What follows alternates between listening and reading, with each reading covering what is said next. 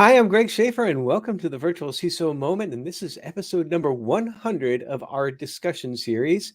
And we have a very special guest. Jeremy Snyder joins us today. He is the founder and CEO of FireTail.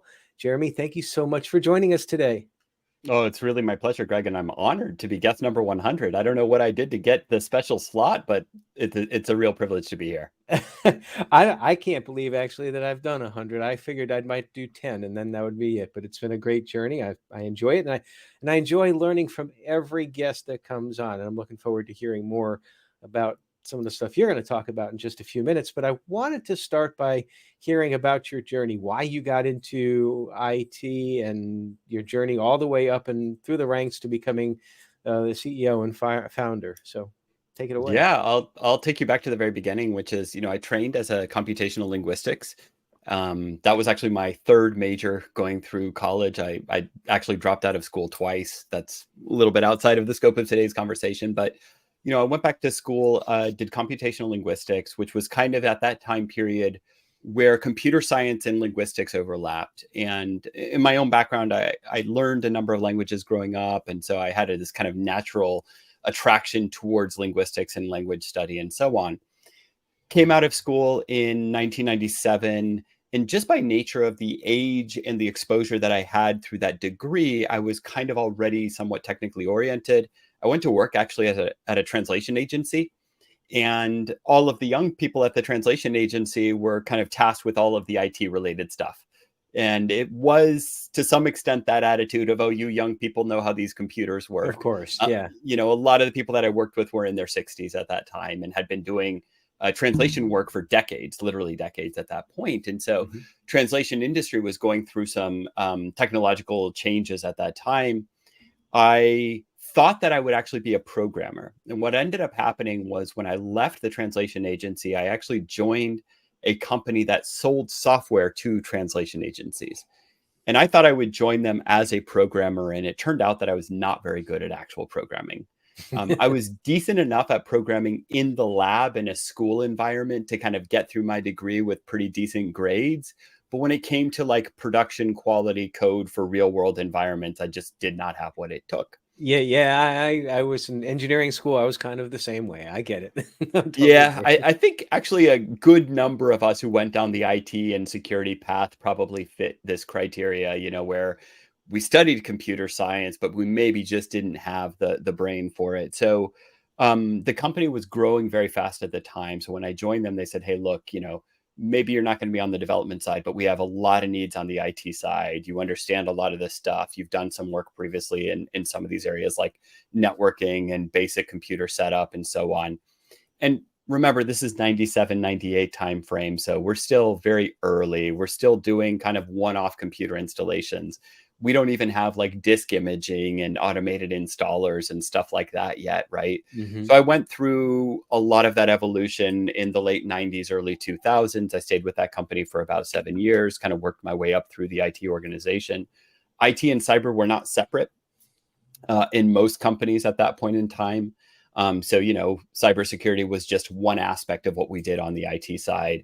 We did network configurations, data center builds, desktop support, printer installations, and security was one of those things that, was kind of just thrown in there.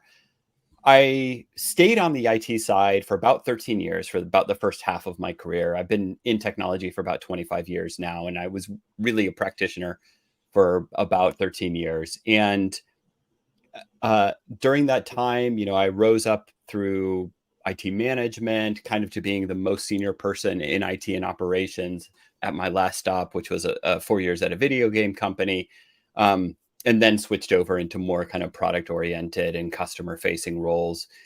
And it was interesting because having that IT background, I think, gives you a more holistic view of a technology environment. Whereas I do meet people today who are very specialized on one aspect of cybersecurity. As the challenges Yeah. in cybersecurity have grown, it's pretty easy to be just a SOC analyst, but you Yep. don't necessarily appreciate the complexities of building an entire network. So I actually really appreciate that I kind of came up the way that I did.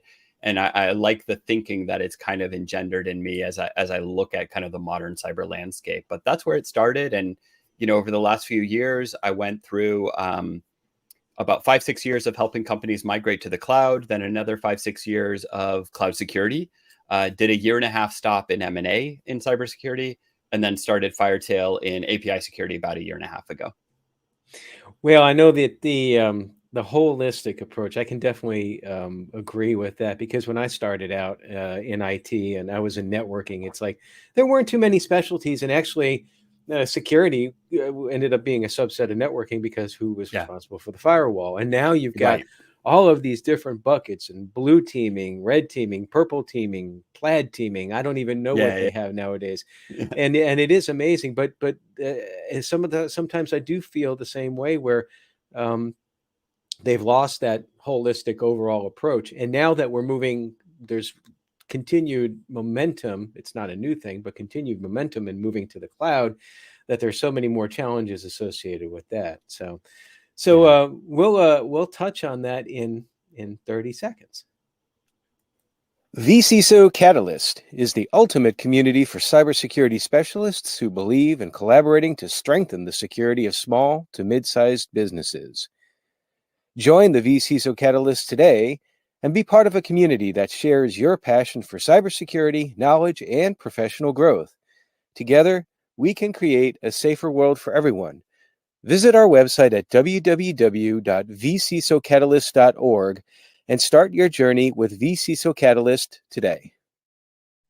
So there is a lot different now than there was when we first started, For and sure. digital transformation, generative AI, the push to the cloud, and all of that.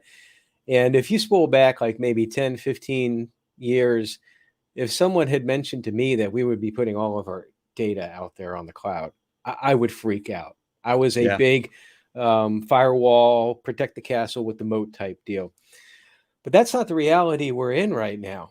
So No. I think that for folks, and sometimes for dinosaurs like me, it gets a little bit difficult to really keep up and understand some of the challenges that this whole digital transformation and move to the cloud and those sorts of things have done. So I'd like to kind of pick your brain a little bit about that. Like, what are some of those challenges? Yeah. One of them that I will definitely empathize with you on, I come from the firewall days as well, where the firewall was kind of the be all end all in security for many Yep. years. The challenge of a lot of the current environment, especially on the cloud side, is that it's hard to define where your perimeter is. So a firewall was, fundamentally designed to keep bad people out of your network, right? And once you're inside your network, the goal is to let people do whatever they need to do, communicate with whatever data sets or services they need to communicate with, et cetera. Right. When you shift to the cloud, and it could be SaaS, it could be, software as a service, platform as a service, infrastructure as a service, like an AWS or a Microsoft Azure, you're fundamentally changing the nature of where that perimeter lies. And the secondary thing that I think is very difficult for people to wrap their heads around as they make this transition from an old school firewall type of network topology to a modern cloud one is, take the example of something like what is now called an Amazon S3 bucket. Mm-hmm. So that is a storage asset. You can almost think of it like an infinite file folder. You can put any number of files in it, and it's connected to the internet. Now, for me to do that in the old days, I would create some kind of external disk attached to a server that sits on a network somewhere. Great. Mm-hmm. Now, with my Amazon S3 folder, I can make 2 to 3 configuration changes, and that entire folder is publicly available. I can Yeah. make 2 to 3 configuration changes, and a subset of files in that folder is available. I can make 2 to 3 more, and only one file is available. A few more changes, and it's available, but only if you have an authenticated token appended to the URL when you're requesting a file. All of these things would have been borderline impossible to do with older school network topologies. To make that one external disk attached to that server that's 3 layers back behind a firewall and a DMZ and an internal switch and so on and so on, to make just one folder on that disk available publicly is very, very difficult. So the first thing I always tell people is, like, first, just remember, like, we're not dealing with the same set of controls that we previously had. I would argue we actually have better controls, but they're different. And I Mm-hmm. think that's the thing to understand is if you try to take that same kind of mindset of defense through layers of of, let's say, network controls or access control lists, what have you, it's a very difficult path to run. When you try to then wrap your mind around, okay, what are these new control systems that you have in place instead, and understanding them and how they work, then it becomes a lot easier, I think, to digest. So just to try to like kind of complete the analogy, when we think about that S3 folder, when I have a file folder sitting on a file server on a network internally, I can implement network controls around it where I restrict certain IP addresses or certain subnets from accessing it. I can put permissions on the files inside the folder. I can put permissions on the folder itself. I can map users to groups and give them access to parts of that folder. Those same types of controls exist. And in fact, they're far more important. And if you know basic kind of RBAC, role-based access control from your old school days, lean into that. That combined with some understanding of how network configurations are different on cloud will go a long, long way. There's a saying in cloud security right now that identity is the new perimeter. And I don't fully think that that's, identity is not the end all be all. It's not the only security construct, but it is a far more relevant one in cloud environments than it was in old traditional networks. Mm-hmm. And so you need to understand and lean into that. And then the second thing that I want to kind of emphasize to people when they think about kind of the fear of loss of control over their data on these cloud platforms is understanding the shared responsibility model.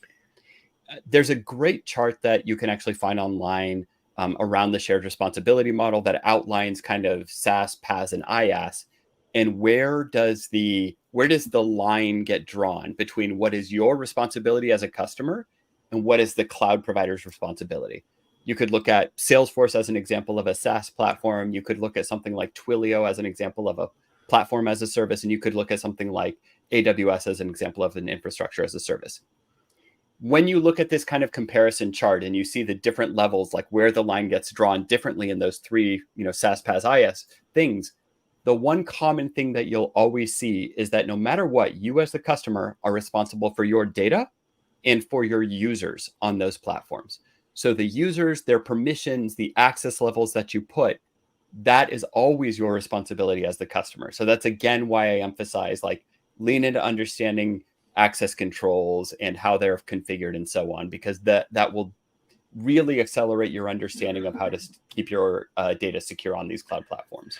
Well, but not only that, but that the responsibility matrix is, in my opinion, it's a very useful tool when trying to explain this to the folks that actually provide the money for the control. So you say that you need identity access management, and people are like, well, I'm not really sure. What does that mean? Well, we have these services out here. They fall underneath these buckets as far as this responsibility. We're still responsible for this. And to your other point, and I think still to this day, some boards lose sight of this. Just because the information is offloaded doesn't mean you lose responsibility for it. It is always going to be your responsibility, and there's nothing that changes that. It's just so in my mind, that should prompt even more investigation into how these things work. For sure. The one other thing that I like to point out to people who are nervous about a move to the cloud in particular is every cloud vendor knows that you're nervous about the move to the cloud and the security of your data. Every cloud vendor has been audited, certified, inspected for many years now, right? Like this is not an early access, cutting edge thing anymore. Cloud has been an established kind of IT environment for 7, 8, 10 years, right?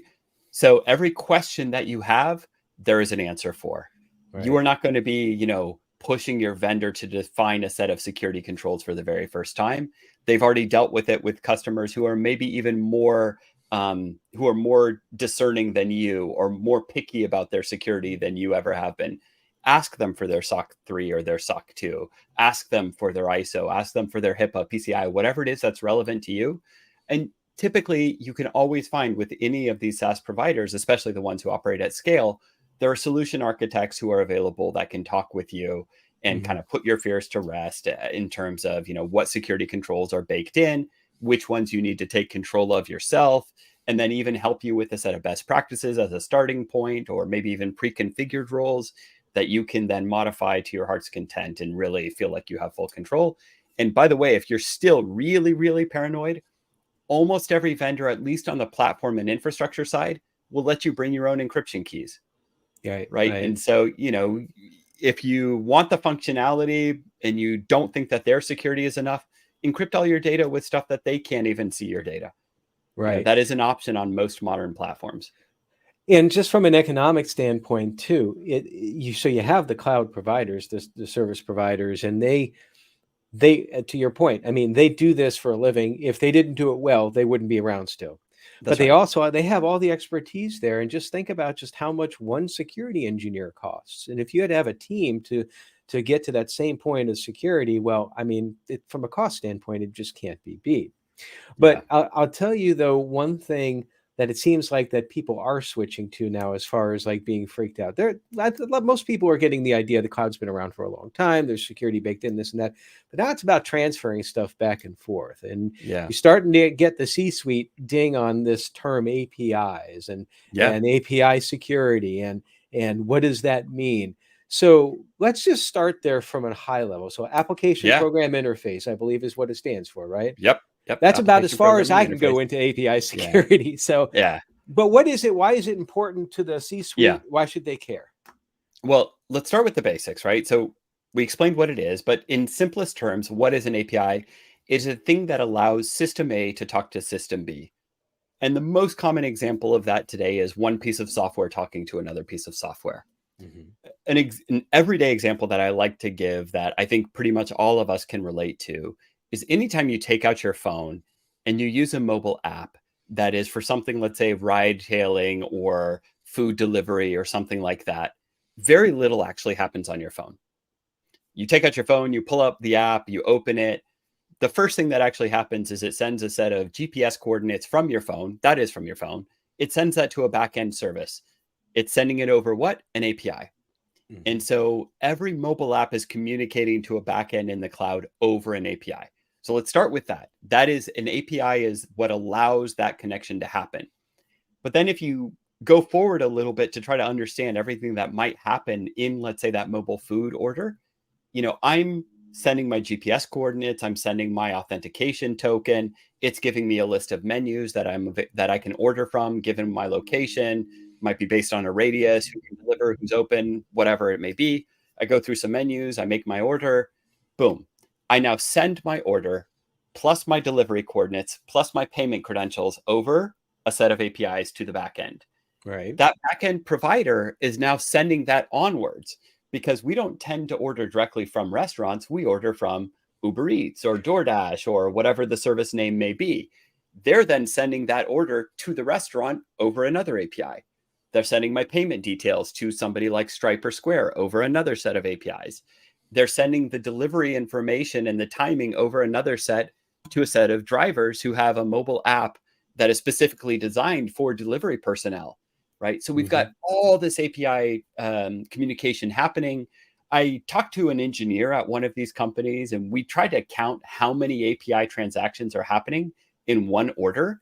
And we got up to 25, and he's like, look, there's more, but we can stop now. There's more than 25. But now those are 25 points where there could be a security issue, right? That's exactly right. And think about some of the data and some of the transaction processing that's happened. So I've sent my home address, I've sent my credit card details, all of this over these API connections. And so the one stat, after I try to help people understand, just what an API is, the one stat I like to throw out there, which is a little bit of a jaw dropper, is that 83% of internet requests are API requests. It's not your Google search, it's not my Google search, it's not me sending an email, etc. Every time you load a web page, pay attention to the little status bar in the bottom and notice all the third-party services that page is loading. Ad services, content recommendations, social media sharing buttons, etc. All of these are APIs, your Google Analytics. And so APIs are really the connective tissue of the modern web. And that is something that I think a lot of people don't quite understand, even if they understand that there are third-party interactions, but they don't realize just how many API calls are happening or how much sensitive data or mission critical transactions are being processed over APIs. And that's why the C-suite should care. Well, how significant of a problem is, or an issue is, securing API connectivity? Because I would imagine with all this information going across, if you can intercept at some point in time, that could be a bad thing. For sure. Look, the scale of the problem is kind of at its early stages. So what we've seen, we've been tracking all of the API-based data breaches that we can find over the last, well, we've been around for a year and a half as a company, but we've seen issues going back about 10 years. Mm-hmm. And what we've seen is over 1 billion records already exposed. The trend is up quite a lot in the last couple of years. So I said over 1 billion exposed, so that's confirmed. Now, multiple billion have been at risk of exposure and have been publicly disclosed by responsible security researchers who tend to write about it after it's already been remediated. Right. Recently, the kind of back-end system for all of the airline frequent flyer and hotel loyalty points programs was discovered to be vulnerable. And that had over 1 billion records on its own, plus the ability to award yourself unlimited airline miles. I thought the disclosure from the researchers was great, where when they discovered that vulnerability in particular, they said, this is when we faced an ethical moment where we had to decide, do we give ourselves unlimited miles or do we disclose? Let's test the vulnerability first. That's right. To Hawaii or something. Exactly. Yeah. But, the point is they're critical systems. The scale is quite large already. We're in the billions already, and it's accelerated a lot over the last 3 years. The numbers of breaches and confirmed vulnerabilities has gone up quite a bit. There was a recent Gartner prediction that APIs will be the #1 attack surface going forward. And so that is something that we're really watching very closely and, trying to communicate to all the people that we work with why the risk is real and what they can do to mitigate it. So how can you navigate through what is an actual risk and what's fear, uncertainty, and doubt, which we call in the military FUD? Yeah, that's a great question. So one kind of tenet of cybersecurity, which I'm sure you've heard over the years, is if you don't know about it, you can't secure it, right? So always start with visibility. That, like, no matter what, whether you're trying to determine if something is FUD, whether you're trying to determine that something is a real risk, whatever, start with understanding the APIs that you have in your organization. There's a number of automated methods for that. There are API discovery tools, some open source, some commercial. Once you've got an assessment of that, I think one of the main things to do, once you've got an inventory of your APIs, one of the main things to do next is to do an assessment and understand what the risks are. There is a list called the OWASP API Top 10. It identifies the top 10 risks as identified by researchers and as exploited in the wild. We've also been doing our own data cataloging around this as well. Our list aligns pretty closely to the OWASP API Top 10 with a few little distinctions. But once you've got an understanding of the risks, you kind of compare your inventory to that risk and try to understand where the overlap is. So as an example, one of the top risks is APIs that either don't have authentication or don't have proper authentication. So once you've got visibility of all your APIs, you can assess them and check, are all of my APIs requiring authentication, yes or no? And if yes, is it a good, strong type of authentication? So make that kind of assessment to determine if it's real risk or if it is FUD. Okay. Well, now talking about FireTail IO, you say on your tagline, or it's a different, effective approach to API security. Yeah. What makes you guys different, or can you not talk about that? No, I can. We can talk about it openly. We're very open about what we're doing, and in fact, about a third of our software is open source. So we provide a set of open source code libraries that any developer can embed in their APIs to provide some kind of security by design, real-time inline checks. And so that's one of the things that makes us different, is we actually try to take a preventative approach. There are some companies out there that are doing kind of out-of-band network traffic analysis and telling you, like, hey, Greg, it looks like you had a security event over there. You may want to investigate. It's not something that we think is particularly compelling for a proper API security strategy, but we're very biased to what we're doing, and we think the approach that we're taking makes a lot of sense. Our approach is very much kind of what I said. Start with inventory, move to assessment. Once you've got inventory and assessment done, then you can implement real-time security controls at the application layer through those open source libraries. And that is an approach that I think we're the only ones doing right now, for better or for worse. And we'll see how it goes. That's awesome. Well, you know, at this point, I always ask about, talk about how stressful cybersecurity can be. Yeah. And you've just now added to my stress with what, about 1 billion or more of unsecured APIs out there, or events that have happened and all that. It's like, so I feel a little bit more stressed. One of the things I do is I go out and run. I think I might go out and run after this. I don't know. But what's one of the things that you do to decompress from the stress of cyber and from being an entrepreneur at a startup? And well, I don't know if it would really be classified as a startup at this point in time, but there's all stresses involved in running a company. So, we're still very much a startup, and there is Okay. stress. There's both cybersecurity stress and startup stress. So so look, like you, I try to get out and stay active. I bike more than I run. I like it's better to on hike. the knees, by the way. That is what I hear consistently, and I do have a 20-year-old soccer injury on my right knee. So so there's that. I do watch a lot of soccer. I find it's a good way to kind of wind down and try to, I mean, yes, it's a little bit more screen time, but it's like, it's not the active mind engaged kind of screen time. It may come with its own stress depending. But anyway, the other thing I do is I read a lot. And I try to make sure that I'm not only reading stuff to stay on top of what's going on in the tech industry. I do some of that as well. I try to alternate books between one work focus, one completely disconnected from work, go back and forth on that side. That's a good idea, actually, to not stay so focused on work reading materials. Oh, what are your future plans for the company, for yourself? Well, we've got a certain number of things that are just kind of like a natural continuation. So for instance, on the API discovery side, we just rolled out support for Microsoft Azure. We'll be adding Google Cloud in the next little bit.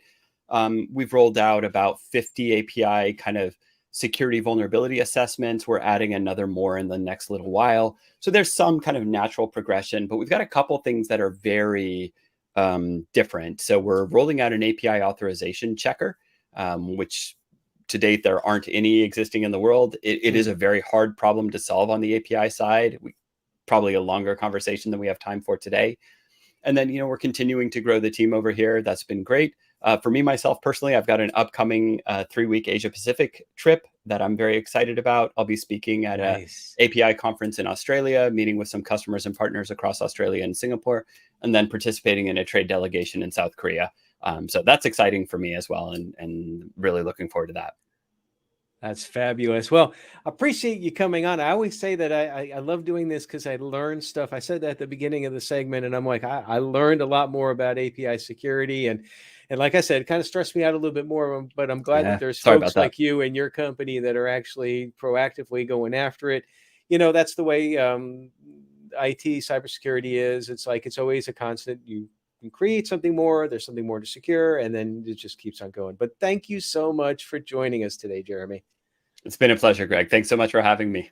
All right, everybody, stay secure.